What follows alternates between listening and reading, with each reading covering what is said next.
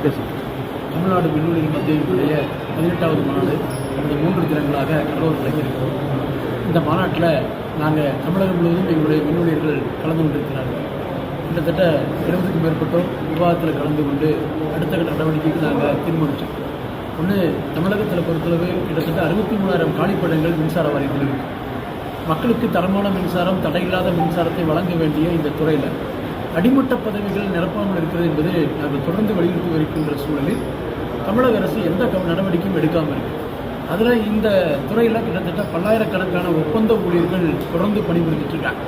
விநியோக பகுதி, மின் உற்பத்தி நிலையங்கள், பொது கட்டுமான வட்டங்கள் என்ற அனைத்து துறைகளிலும் கிட்டத்தட்ட ஒரு 18,000க்கும் மேற்பட்ட ஒப்பந்த தொழிலாளிகளை வேலை செஞ்சுட்டு இருக்காங்க. கள உதவியாளர் பதவி என்பது 23,000 காலி என்பது இருக்குது. இந்த ஒப்பந்த ஊழியர்களை அடையாளப்படுத்தி இவர்களை நிரந்தரப்படுத்த வேண்டும் என்பதுதான் எங்களுடைய முதல் கட்டமான நடவடிக்கை. இதை ஒட்டி வர்ற செப்டம்பர் மாதத்தில் தமிழகம் முழுவதும் ஒரு மறியல் இயக்கத்தை நடத்துவதற்கான திட்டமிடல் என்பது நாங்கள் எடுத்திருக்கிறோம். அதே போல் இன்றைக்கி இருக்கக்கூடிய மிக முக்கியமான ஆபத்து ஸ்மார்ட் மீட்டர்.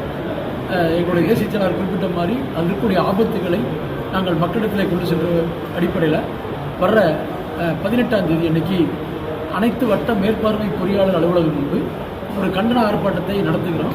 ஏன்னா இந்த ஸ்மார்ட் மீட்டர் என்பது எங்களை பொறுத்தளவு தனியார் மையத்தினுடைய முதல் படி என்பதை நாங்கள் தொடர்ந்து வலியுறுத்திட்டு வரோம். தமிழக அரசு மத்திய அரசுடைய மானியம் கிடைக்கும் என்ற எதிர்பார்ப்பில் ஒன்றிய அரசுடைய நிர்பந்தத்திற்கு இதை செய்யுது. இன்றைக்கி பிஜேபி ஆளுகின்ற மாநிலங்களில் இது தயக்கம் என்பது இருக்குது.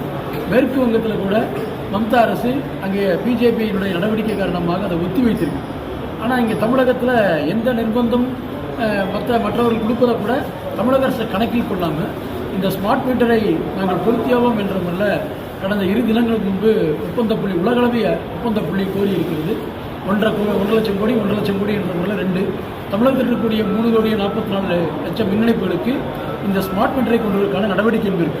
இது ஸ்மார்ட் மீட்டரை பராமரிப்பது, பொருத்துவது எல்லாமே தனியார் கம்பெனிகள் தான் அதை எடுக்கும். அவங்க தான் வேலை செய்வாங்க. ஸோ மின்னூலியர்களுடைய வேலை வாய்ப்புகள் என்பதும் இருக்கின்ற வேலை பறிபோகக்கூடிய ஒரு அவலநிலை என்பது இதில் இருக்குது. அது மட்டும் இல்லை, இந்த ஸ்மார்ட் மீட்டர் பொறுத்துனா நேரத்திற்கு ஏற்ப மின் கட்டணம், மீட்டர் வாடகை என்ற பல விஷயங்கள் இதுக்குள்ளே இருக்கிறதுனால தமிழக அரசு இது மக்கள் நல அரசு என்று சொல்லுகின்ற காரணத்தால் இந்த அரசு ஸ்மார்ட் மீட்டர் திட்டத்தை கைவிட வேண்டும் என்று நாங்கள் முடிவு பண்ணியிருக்கோம். அதுக்கான ஒரு போராட்டத்தை வர 18ஆம் தேதி அன்றைக்கி அறிவிச்சிருக்கிறோம். அதே மாதிரி கேங்மேன் பணியாளர்கள் அவங்களுக்கு குறைந்த சம்பளத்தில் கிட்டத்தட்ட வெளியூரில் இருக்காங்க. அவங்க சொந்த மாவட்டத்துக்கு போடணும்னு தொடர்ந்து வலியுறுத்திட்டு வந்தோம். ஒரு 10%, 15% உத்தரவு போடுறாங்க. கேட்டால் அங்கே ரிலீவ் பண்ணுறக்கூடிய ஆள் இல்லைங்கிறாங்க. இங்கே ஆளே நிரப்பாமல் தமிழக அரசு கான்ட்ராக்ட் அவுட் சோர்சிங் கேஷுவல் முறையில் இந்த துறையை நடத்துவதற்கு தீர்மானிச்சிருக்கிறது எங்களுடைய குற்றச்சாட்டு. எனவே அந்த துறையில் ஒரு நியாயமான